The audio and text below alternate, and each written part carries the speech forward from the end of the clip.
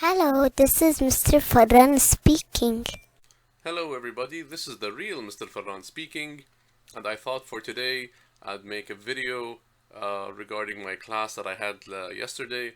Yesterday for EL117 I talked about chapter 9, which was all about the process analysis essay.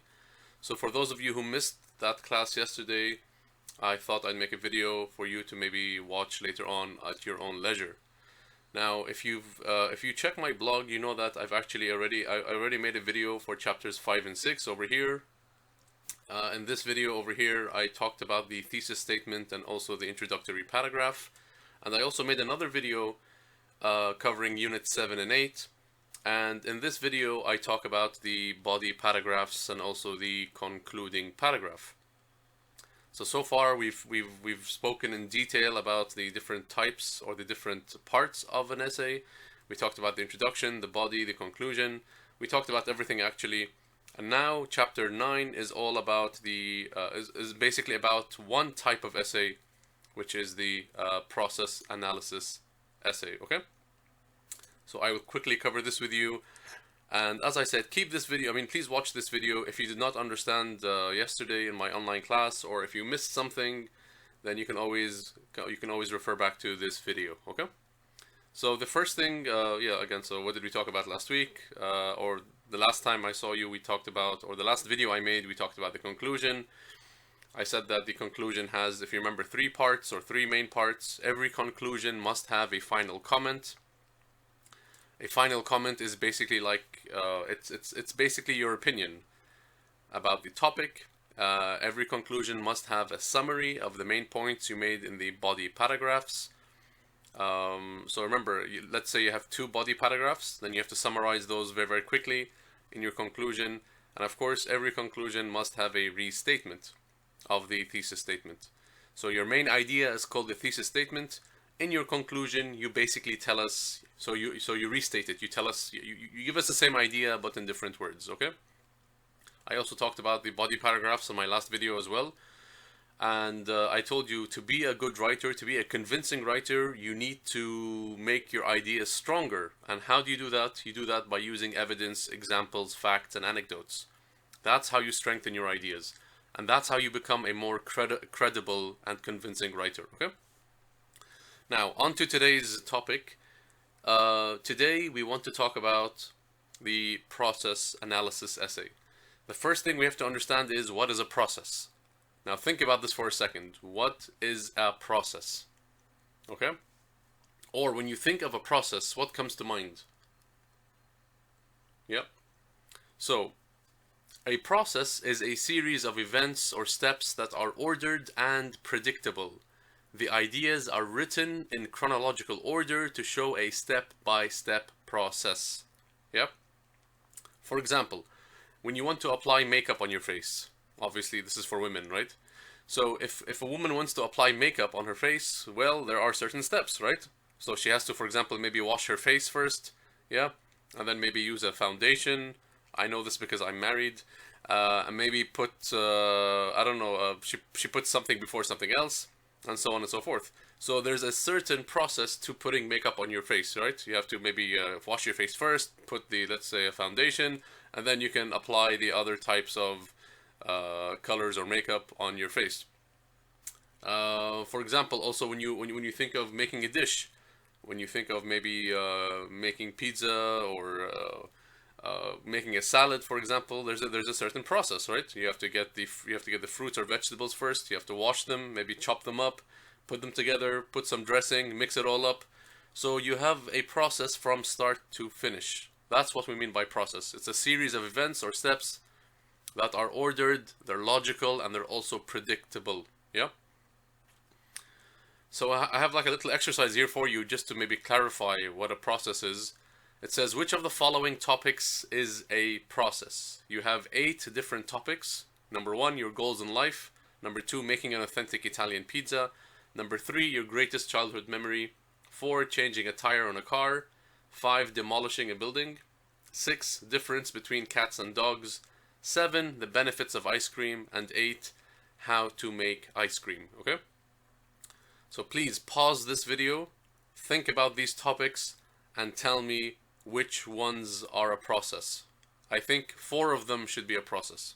Okay, so please pause the video now. Okay, so if you pause the video and you found the answers, let me show you which ones are actually a process. The following 4 are examples of a process. So obviously number 1 is not an example of a process. Number 1, you're just basically telling us what your goals are in life. So there is really no process involved. Number 2, as I said before, when you're making anything, whether it's making a pizza or you're building a toy or building an application, there's a process involved. So whether you're making a cake or a pizza or a salad, there is a certain process involved from start to finish. Number 3, your greatest childhood memory. There's no process involved in this one. You're basically remembering something from your past and you're telling us about it. So there is really no process there. Numbers 4 and 5 are also good examples of a process. Changing a tire on a car, obviously you have to raise the car first. You have to remove the old tire, put the new one on, lower the car, and so on and so forth. So there is a process involved for number 4. There's also a process involved for number 5 as well. When you want to demolish a building, obviously you have to evacuate everybody. You have to set a safety parameter, for example, around the area. You have to make sure that the TNT or the fuses are placed on the main pillars of the building, and so on and so forth, right? And then there's like a cleaning process involved and so on. Number 6 is not an example of a process, because for number 6 we have an example of a compare and contrast essay, for example. You're comparing and contrasting 2 different animals. Number 7 is also, we don't have a process for number 7. You're just talking about the benefits of a certain thing. So there is no process for number 7. Number 8 is very similar to number 2. You're actually making something, and so therefore there is a process involved, right? Again, you have to get the right ingredients, put them in a mixture, maybe freeze it, and so on and so forth. It says here, in a process analysis essay, you write to explain how to do something or how something is done. So what is a process analysis essay? Well, I mean, there are 2 things. Yeah, one of them can be about telling us how to do something. The other one is about explaining how something is done. So the process is a step-by-step movement from beginning to end. So if anyone ever asks you in the future what is a process, it's basically a step-by-step movement from start to finish, right? Like, for example, how do you brush your teeth? Well, get the toothbrush, put toothpaste on it, brush, you rinse your toothbrush, you put it back, and so on. So there's like a logical movement from start to finish. The analysis essay says a careful examination or a close and detailed look at something. So if you have to analyze something, you have to look at it carefully from all sides. Yeah, you're giving a detailed look at something. And the information in a process essay can be directional, which basically means provides instructions on how to do something. So you're telling people how to do something. Or the information can be informational. It tells how something works or how something is made. Okay? That's how the information is actually organized. So it can be directional by giving people instructions on how to do something, or the information can tell us how something is made, okay, or how something works. Again, if you have your books with you, please look at page 119. You have model essay number 2. This is page 119. Please look at model essay number 2 in your books. Again, please do this, and then I will show you the answer automatically afterwards.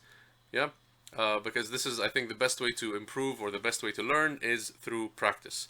So what I want you to do is, please, if you don't mind, I want you to please, this is the essay you have, by the way. It's called Culture Shock.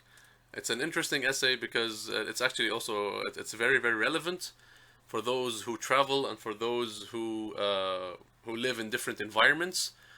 So I want you just, if you can, I want you to please identify the hook. That's number 1. Number 2, I want you to find the thesis statement. And number 3, I want you to please tell me how many steps or stages do we have in this process. So here we have an example of a process essay, right? I want you to tell me how many steps or stages do we have in this process, okay? So please pause the video now, and when you finish, come back and check for your answers. Okay, so hopefully you were able to pause the video and you were able to do this by yourself. Let me quickly show you guys the answers, okay? First of all, I asked you to find me the hook. If you remember, when we talked about this before, the hook is the very first sentence in the essay. It's actually always at the top. It's in the introduction. The very first sentence in the introduction is called the hook. Why do we call this the hook? Because the purpose of this essay, the purpose of this sentence is to hook the reader. It's to grab the reader. It's to attract their attention, right? So the hook in this example is the very first sentence. Obviously, it's I moved to another country when I was 18 and I have now lived there for 10 years. That is the hook for this particular essay, okay? The thesis statement obviously always comes at the end of the introduction, and in this specific example, the thesis statement is this one. According to my friend's explanation, there are 4 stages of cultural adjustment. Okay? This thesis statement has actually even given you the answer to my next question. How many stages do we have in this essay? If you look at the thesis statement carefully, the writer mentions that there are actually 4 stages, yeah? But now, if you go to the body paragraph, right? Can you identify the 4 stages? Can you find the 4 different stages? Okay, from the body paragraph. If you haven't done so already, please pause the video now, find them, and then come back and check your answers, okay? So, we have 4 different stages in this body paragraph. Let's find them together. Where is stage number 1? Where is the very first stage? The very first stage is this one over here. Initially, the word initially means in the beginning, by the way, so it's like first. Initially, you feel happy in the new environment. This is my very first stage. That's stage number 1. Okay? Can you find the second stage? It's actually given to you. If you look at the 3rd line, yep, there you go. The second stage comes very quickly and it's almost unavoidable. Your initial love affair with your new country quickly turns to hate. That is the second stage. Yep. Let's try to find the 3rd stage. What comes after this stage? It's the 3rd stage. Where is it? Can you find it? Yeah, the 3rd stage is over here. Look, it says, at the next stage. And the next stage is acceptance. This is the stage in which you realize that your new country is truly different from the one in which you grew up. Yeah, that is the 3rd stage. We have one more stage because according to the thesis statement, the writer mentioned that there are 4 stages. And I think the 4th stage is very clear. It's over here. Yeah. And there was a 4th stage which she called the at-home stage. Yeah. If you look, if you go back a few words, if you go back a few words from the little purple rectangle, you'll see that it even says there was a 4th stage. There's a 4th stage which she called the at-home stage. Okay. So this is how you're supposed to organize your ideas, and again, by using these transition words like initially, finally, second, next stage, 4th stage, and so on, you're actually organizing your ideas in the body paragraph. Yeah, and it makes it easier for the reader to follow your ideas throughout the entire essay. Okay. There's also another example. There's also another exercise. So again, this is on page 120. Please look at model essay number 3. By the way, I love this essay because it's such a unique way to write about something we've all written about before.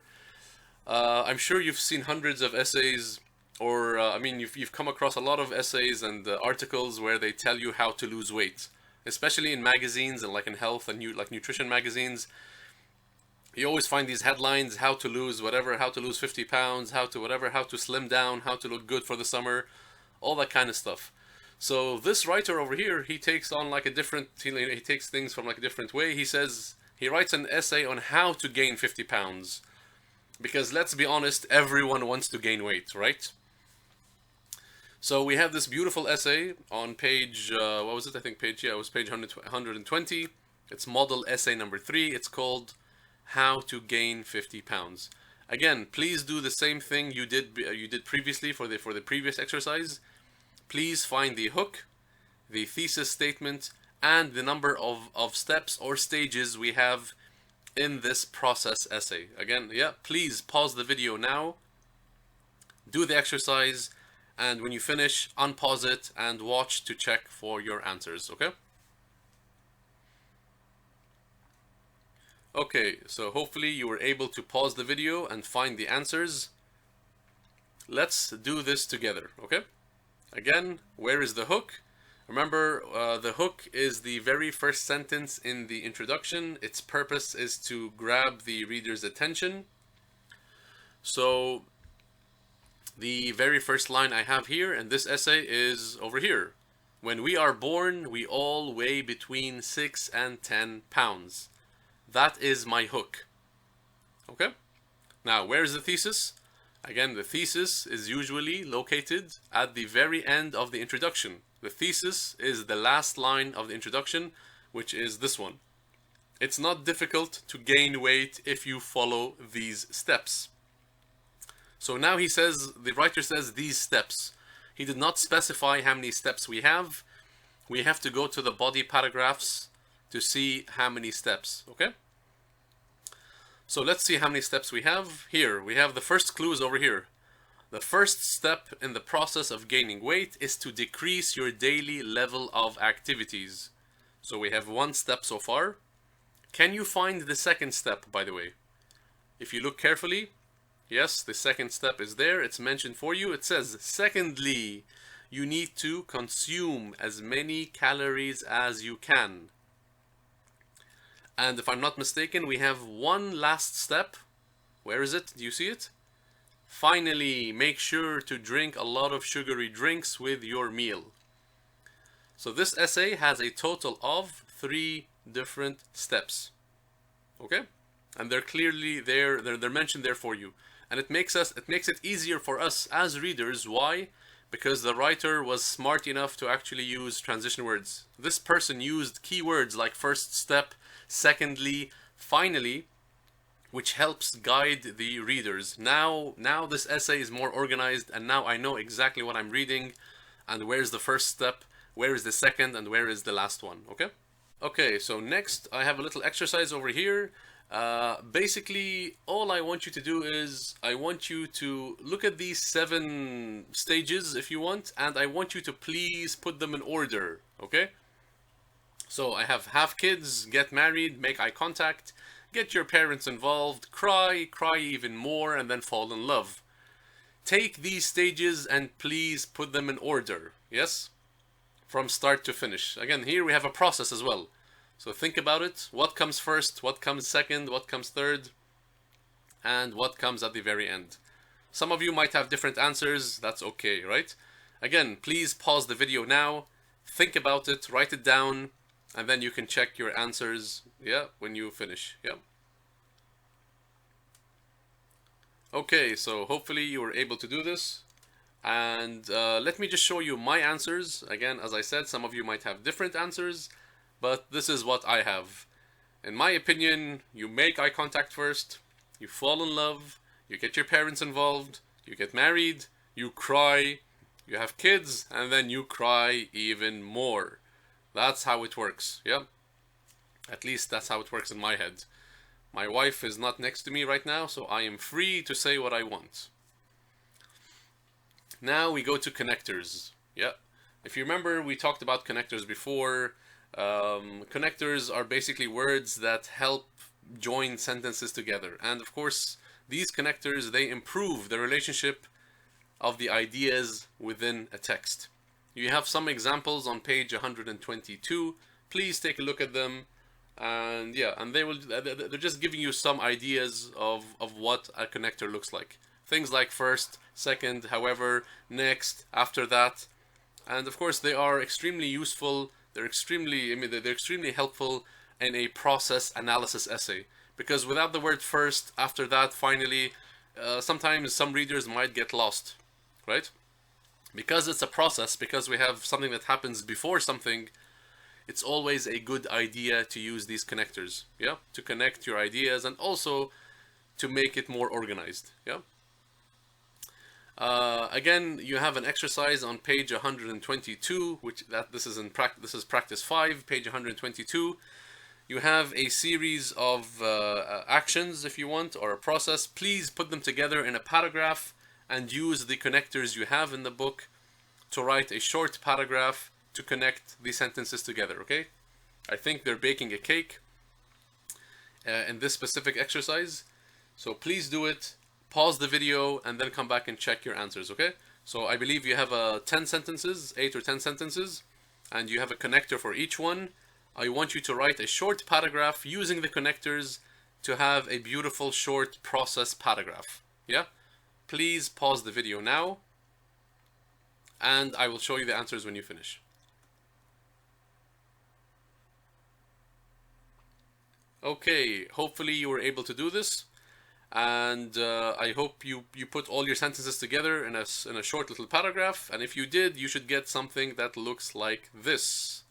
Okay, so now if you read this carefully, now it makes sense.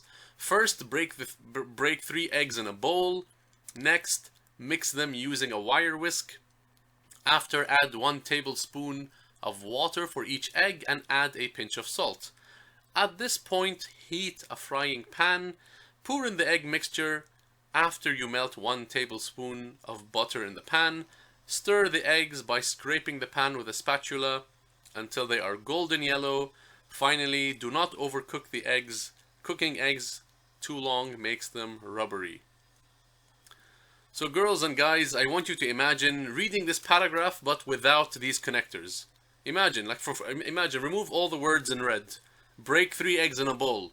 Mix them using a wire whisk. Add 1 tablespoon, right?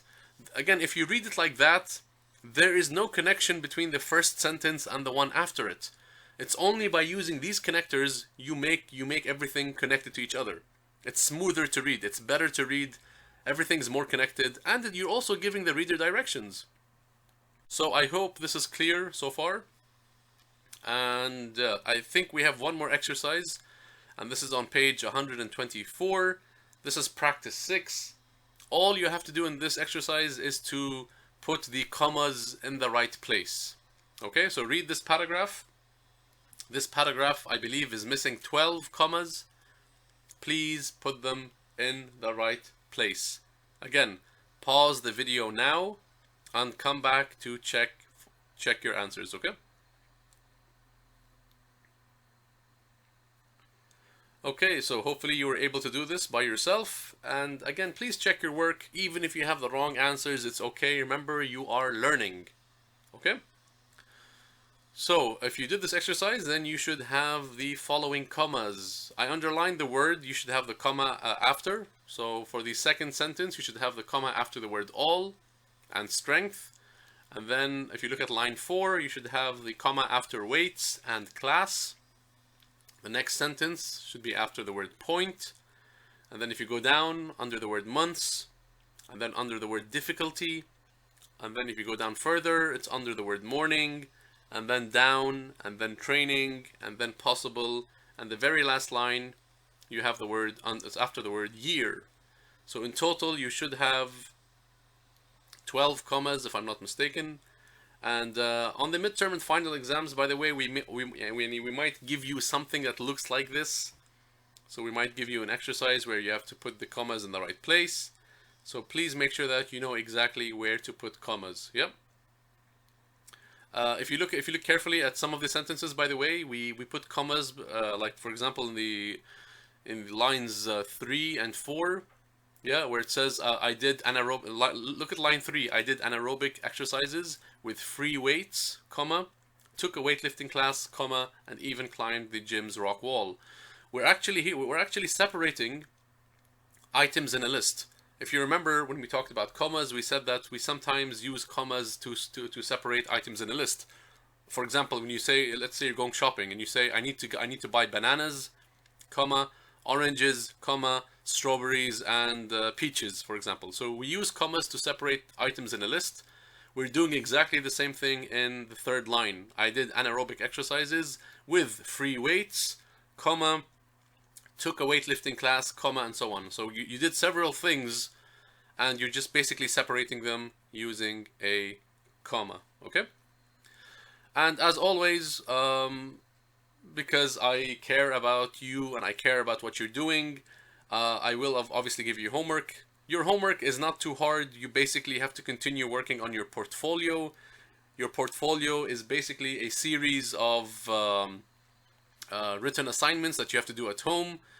And yeah, so for this specific chapter, for chapter 9, please go to page 124, and you are free to choose any of the topics you have. You have to write an essay around 400 words, and of course, please continue reading your book. If you want to know more about your portfolio, please check my blog. Everything regarding the portfolio can be found on my blog. If you don't know what my blog is, please go to Farran. I mean, I'm going to put this on my blog, but if you see this, if this video is shared through some other means, please go to Google and write Farran and then AOU, and the very first link you get, the very first website you get, that is my blog, okay? So you can Google me. I am Googleable. I don't know why, okay? And of course, also, please continue reading. We all have a long holiday right now. Please read. The more you read, the better your English will be, okay? And as always, if you have any questions, please feel free to ask me. Please feel free to contact me through LMS. You can send me an email. My email is farran.aou@gmail.com. And please ask and use your time wisely. Time is short, but please use it wisely. Thank you for your time, and hopefully I will see you in the future. Bye bye.